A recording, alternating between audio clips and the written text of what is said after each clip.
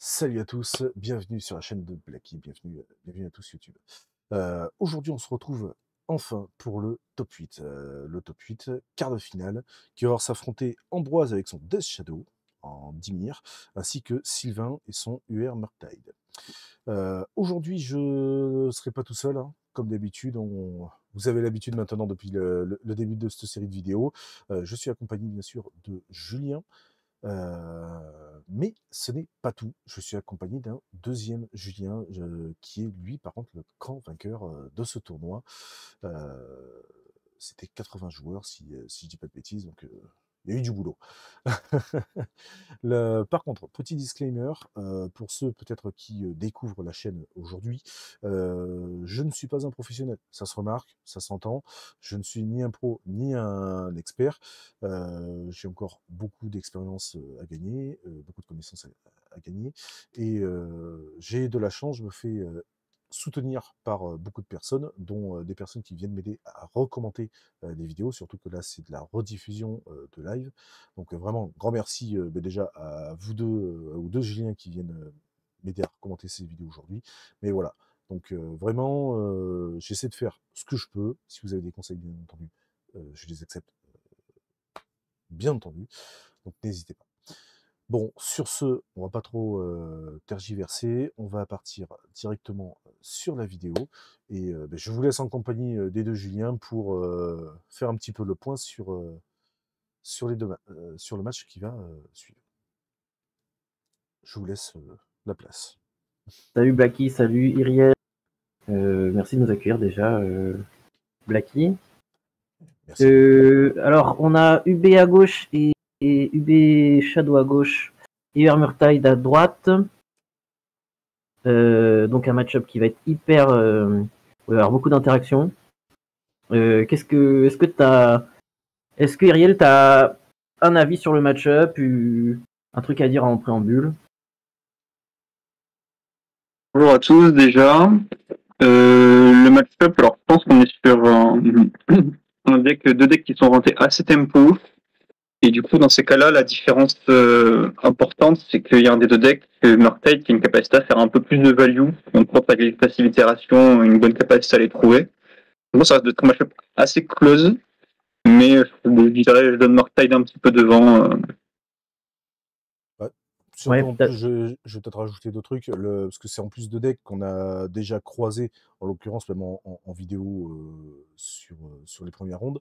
C'est vrai que Ambroise avec son Shadow, moi j'étais presque étonné au final de le voir sur les quarts de finale pendant le live, parce que sur la première ronde, on n'a pas vraiment vu en fait la capacité de son deck, parce que je pense que même du coup Julien, enfin Polka, t'avais vu, on avait revu la vidéo ensemble. Ah, il avait eu un petit peu de mal quoi, à sortir un petit peu ses combos. Donc je sais pas trop à quoi m'attendre là pour le coup pour cette quart de finale. Mais tu vas toujours avoir en fait cette espèce de danse où finalement le joueur de Shadow va voir que ses Shadows soient assez grosses pour ne pas prendre un Holy Hit, donc soit 7-7, mais en même temps ça le met vraiment à portée de Bolt. Et du coup on va toujours avoir cette petite tension entre les deux joueurs où ils vont essayer de jouer à ne pas se faire attraper par les ring walls et à pas tomber trop bas en vie pour se faire finir. Donc ça va être intéressant à voir, je pense. Ok, bah écoute, on va lancer la vidéo.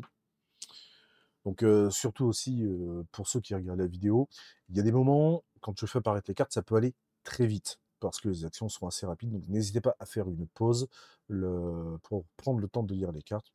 Il peut y avoir des moments vraiment assez importants, et surtout des cartes très importantes sur l'action en cours.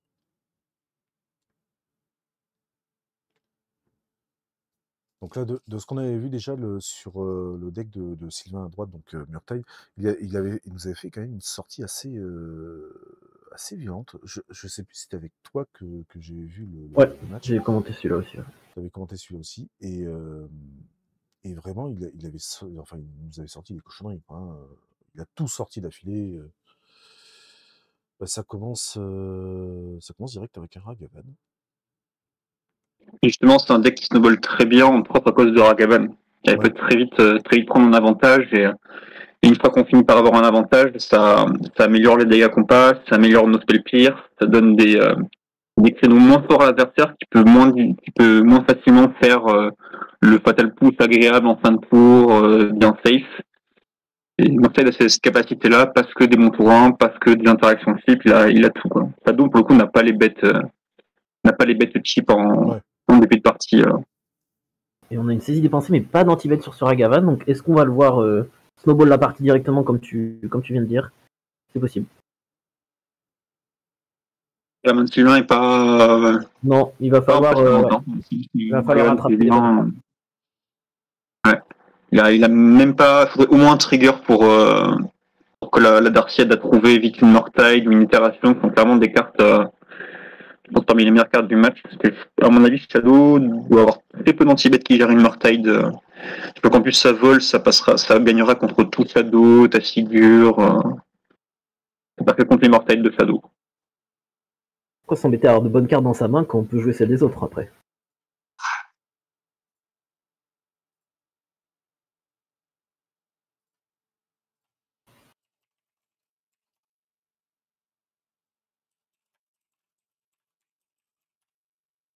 Comment il va réagir? Une bonne carte là, ce serait éventuellement Bowmaster pour gérer ce Ragavan et garder une présence. Le Bowmaster en fait te permet de tuer le Chandler. Là l'erreur qu'il faut pas faire, c'est qu'il faut tuer Chandler et tu as 2 bodies pour affronter Ragavan. C'est ça, oui, ok. Donc là, la plus grosse menace des deux, là, ce serait c'est Ragavan, quoi, dans l'immédiat. Clairement, ouais. D'accord. Bon, là, la réponse est là, mais là, déjà, Mortide a la tempo. Et pour peu qu'il ait trouvé, pas trop de très bons spells actifs. Non, mais on donne quand même le Delirium à cette Chandler. Et donc, on va venir mettre la pression. Ouais. Donc là, c'est un Mortide qui va jouer très tempo. Alors, justement, il va pas jouer la value, il peut pas la jouer. Donc, j'ai vu une expressivité quand même dans la main de Sylvain. Il n'est pas la pire carte de vu que c'est à peu près la seule carte active qu'il a, c'est une itération qu'il va devoir trouver de l'agression, des bolts.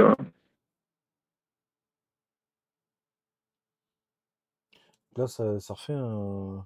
Vous voyez, dans le lock, faut essayer de gérer Chandler, parce qu'il peut plus mal. Hein. Parce que là, si ce Chandler reste sur le champ de bataille, ça va finir par lui faire beaucoup de dégâts, quoi. Parce que mine de rien, une 3-3 vol, en plus avec sa capa passive, c'est contré. Ok. Ouais, ça c'est clairement le genre de counterspell qu'on n'aurait pas, enfin que je pense que Sylvain n'aurait pas lâché s'il devait pas être sur l'aggro. Ouais, s'il avait du fuel derrière aussi.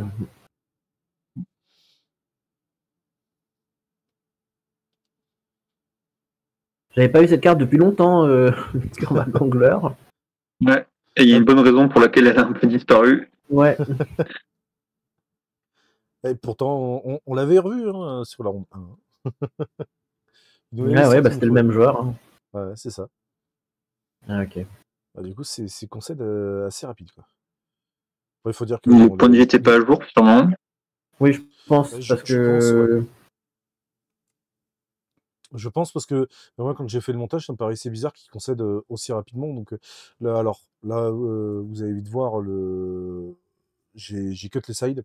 Alors Julien, enfin Paul K a l'habitude, toi IRL peut-être un peu moins, mais du coup je cut les sides parce que on voit pas forcément en fait ce que font les mecs. Là en l'occurrence j'ai bien revérifié en plus là sur pour tout le top 8 où j'ai essayé vraiment de vérifier pour suivre les sides et là en l'occurrence côté Ambroise on ne voit strictement rien, donc je me suis dit quitte à pas voir grand chose autant cut et gagner un peu de temps sur la vidéo, quoi.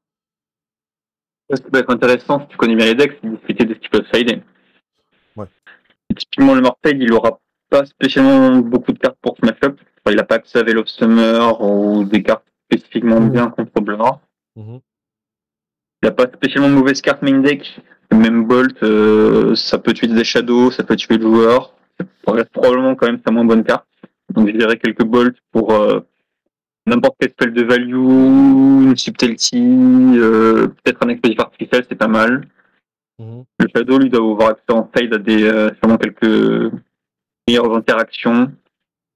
Peut-être des Murderous Cut pour gérer les Murktide, parce que c'est pas facile à attraper avec, avec les removals qu'on a vu à la une. En tout cas. Ouais. Ah non, si, je suis bête, j'oublie Murktide, j'oublie Relic of Progenitus. Je pense que c'est le genre de. Comme le miroir de UR Murktide, la game peut être très concentrée autour d'une bataille de Murktide. Ouais. Et Relic a le bon goût de faire gagner ses games. C'est aussi le bon goût de contrer un Drone in the Lock.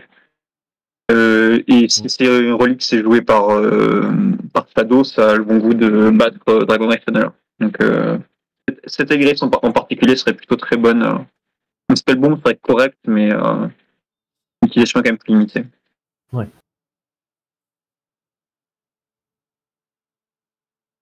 Je savais pas que ça joue relique maintenant.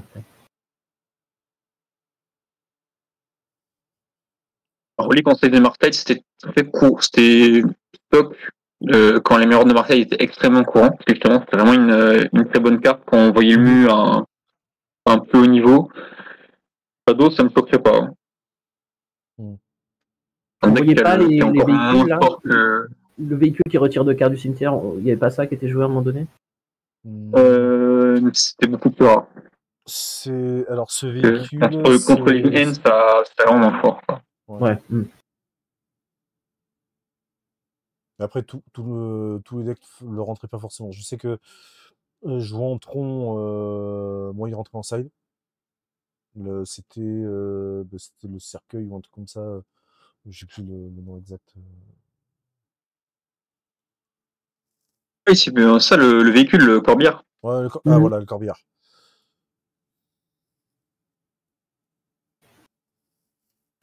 Et ouais, dans la main de Murktide, il y a une Borrower, carte que j'avais un peu oubliée. Mais clairement, ça doit être extrêmement fort contre des bêtes d'elle, contre un deck qui ne vole pas trop à part Murktide. Ouais. C'est vraiment une carte à lâcher au bon moment. Direction expressive.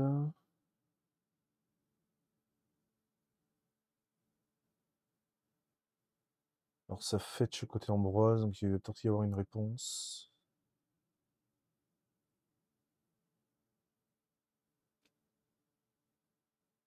Et côté Shadow, ça joue des Sauron en ransom. J'avais un peu oublié que cette carte existait, parce qu'il n'a pas été très joué. Oui. Du coup, je revois un peu mon point du début. La value doit être assez équitable des deux côtés, en fait. Effectivement, on l'avait vu sur la rondin que j'ai commenté. On avait vu qu'il y avait des Sauron de ransom, ouais. Donc on est un peu à gros tempo. Et il avait aussi autre chose. On avait vu aussi une autre carte qui était pas forcément.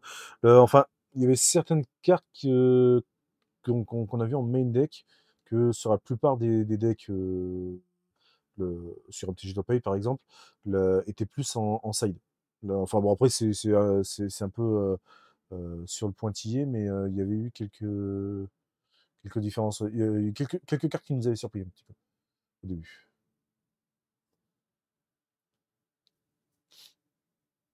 Alors ça tente de jouer à la chaleur. Alors assez gourmande. Ça prend. Ouais. Qui va se prendre ne pas respecter Bowmaster Tour 1, c'est normal parce qu'on veut prendre l'aggro. Ne pas le respecter quand la game avance, bon, c'est plus coûteux quoi. Ouais, surtout que là, du coup, elle avait pas encore de Delirium, donc elle est vraiment fragile du coup Bowmaster. Si la Channeler avait Delirium, c'était vraiment très safe de la jouer parce que au pire ça prend son fatal push et c'était pas bien grave. C'est un échange qu'on pourra difficilement construire dans la partie. Et de la perdre sur un Bowmaster, c'est quand même c'est un peu dommage. Surtout à ce moment de la partie. Ça peut être parce qu'il veut pas, il se sent pas de jouer une game longue. Du coup, il va tenter. Il prend ses créneaux d'agression comme il peut et tant pis. Ça peut être aussi qu'il n'avait pas de moyens à court terme d'avoir le Delirium et il s'est dit bah s'il l'a pas, voilà, enfin c'était un petit peu un gamble. Peut-être ça aussi. Après il a l'air d'avoir une main assez lourde quand même. Hein. Il y a une foudre, il y a un counter spell. J'avais vu un non defeat tout à l'heure. doit avoir encore en main. Il est là. Direction expressive. Il y a quand même de quoi jouer en main. Ah, j'ai vu un Stubborn Denial dans la main d'Ambroise.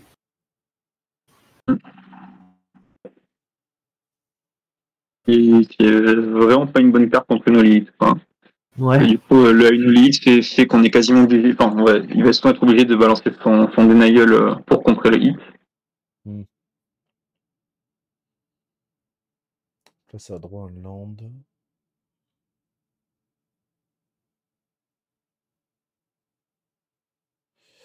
Ça fait un préordain. Alors, ouais. C'est peut-être pour ça que j'ai pas fait apparaître la carte. C'est pas un beaucoup de mortel. Hein. Donc ça fait Bowmaster qui essaie d'être contré par Counterspell. Et qui du coup se fait contrer par le. Là pour moi, C'est vraiment le genre de spot où il aurait préféré dire oui au Bowmaster, juste lui mettre. Ouais. Ok, alors j'avoue que j'ai du mal à comprendre ce play. Le Bowmaster, en fait, peut juste dire oui. Il peut hit le Bowmaster. Et voilà. C'est une dépense qui me paraît un peu mieux. Je pense pas qu'il ait peur d'avoir d'un orque de 2 à ce point-là. Oui, d'accord. Et juste garder ton counterspell up pour le tour d'Ambroise. Ouais. Ouais, bah Ambroise a un cimetière rempli, il arrive à 9 points de vie, donc les bêtes, les shadows et tout ça, elles vont tomber. Et quand tu te fais agresser, ton counterspell, tu le dépenses rapidement, quoi. Du coup, le Main phase sur ransom. Ouais. Bah oui, Il cherche les créatures. Et c'est vrai que c'est une ransom qui aurait pas été jouée si on avait gardé 2 mana d'étape. Bah, voir s'il aurait drone the lock ou pas le Unolith de Sylvain.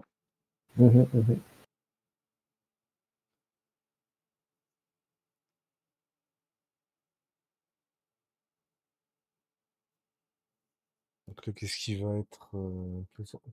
Surtout là, le choix de Murktide, qu'est-ce qui va se passer? Parce que là, je vois pas trop les cartes qui ont été. Il y a un lock.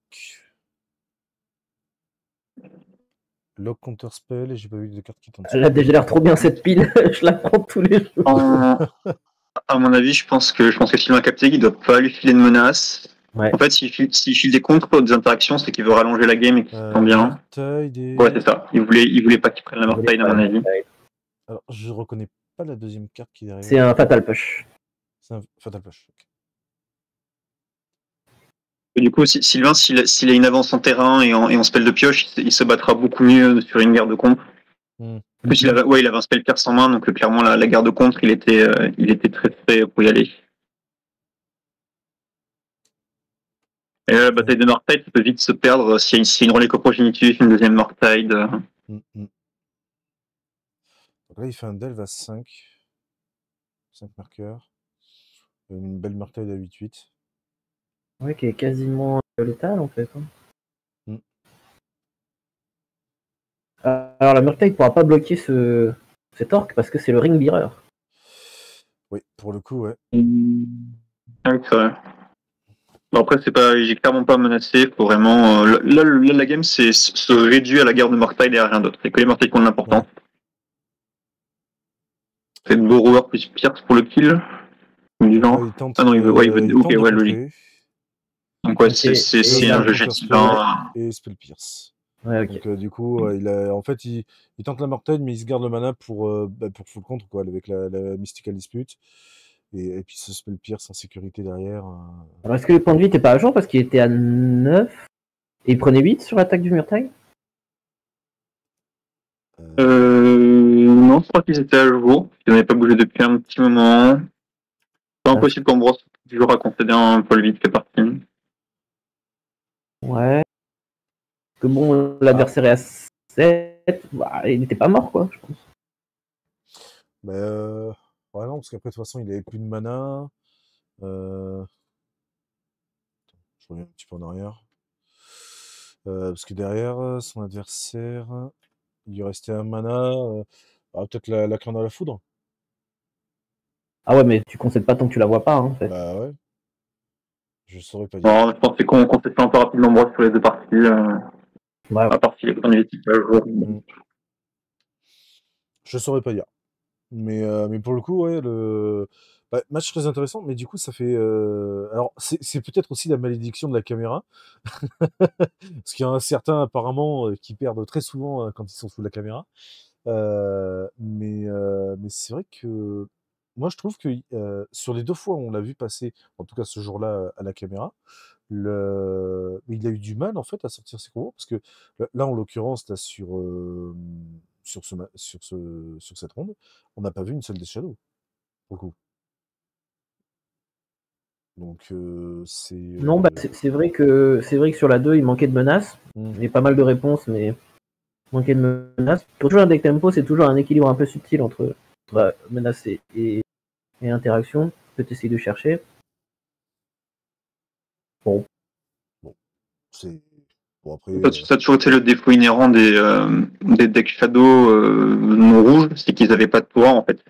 Ils ont certains decks tempo qui, au lieu de préparer un bon T2, un bon T3 comme le fait Murktide, qui va faire bête, puis faire double interaction, deuxième bête interaction, Shadow est obligé de commencer par interagir, voir à peu près sur quel chemin il va aller pour voir est-ce que je joue ma Shadow grosse T3, T4, est-ce que je pars sur une bête delve. Ouais, c'est un deck tempo qui fait les choses un peu à l'envers, on va dire, quoi. Ouais. C'est-à-dire que la version de Shadow qui était compétitive, c'était Galaxy Shadow, il gardait les saisies dépensées, mais qui avait accès aux bonnes bêtes rouges proactives dès le début, quoi. C'est vrai que, ouais, enfin, ses actions étaient, il avait un petit peu de répondant, mais je dirais, c'est un peu grossier ce que je dis, mais son action est un peu molle, je trouve. C'est vraiment, contrairement par rapport à Murktide en face, où bah, en fait, il enchaîne un peu, enfin, il essaie de garder cette agressivité qui fait sa force aussi sur ce point-là, quoi. C'est particulier. C'est vraiment très particulier. Surtout moi, avec mon point de vue un peu débutant, c'est compliqué de trouver en fait la vraie force du deck, quoi. La vraie force, c'est que tu contrôles le début de la partie, et puis au bout d'un moment, tu poses une 8-8, alors que ce soit une Shadow ou une Murktide, et tu clôt la partie deux tours après. Ouais. C'est ça la force du jeu. Et c'est sûr que là, on l'a pas vu. Ouais, Pour le coup, la seule raison de ressortir le deck, c'est parce que le deck peut un Turbo Master, mais Bon, à mon avis, sans ça, le deck, on l'aurait pas revu. On l'aurait pas revu du tout. Ouais. Après, c'est aussi il y a quand même un montre comme quoi le deck a quand même bien tourné, parce que pour qu'il arrive mine de rien au top 8, c'est que en soi ça a bien tourné. Bon, il n'y a pas de bol, je pense qu'il a la petite malédiction de la caméra, ou il perd sous la caméra. Pour le coup, dans ce cas-là, je pense clairement que le joueur est meilleur que le deck. Hein. Ouais. En brosse, c'est vraiment un joueur régulier de moderne depuis longtemps. Je pense sincèrement que c'est plus son style personnel et sa connaissance des decks en face qui l'ont amené en top 8 que son deck en soi. Oui, j'ai eu l'occasion aussi de le croiser sur différents tournois, que ce soit moderne ou DC. Et oui, j'ai bien vu que. Enfin, on sent bien quand même qu'il il connaît son rayon, quoi. Enfin, il connaît bien le fonctionnement des decks adverses, etc. Bon, voilà. Bon, ça aurait été un match assez rapide. Bon, écoutez, merci les gars en tout cas d'avoir commenté cette vidéo avec moi.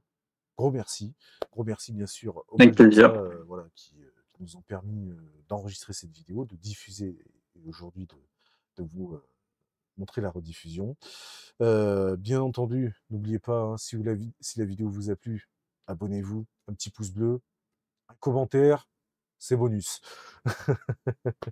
C'est gentil, hein. Prends pas les commentaires méchants. Ouais, c'est ça. Toujours ceux qui font plaisir. N'oubliez pas, bien entendu, vous avez tous les liens dans la description. Vous avez aussi les decklists du lien MTG Top 8 directement dans la description. Donc voilà. Vous avez tout. Abonnez-vous. Une fois que c'est fait, on passe à la suite. En tout cas, on se retrouve sur la prochaine vidéo qui sera la demi-finale. Sur ce, ciao tout le monde.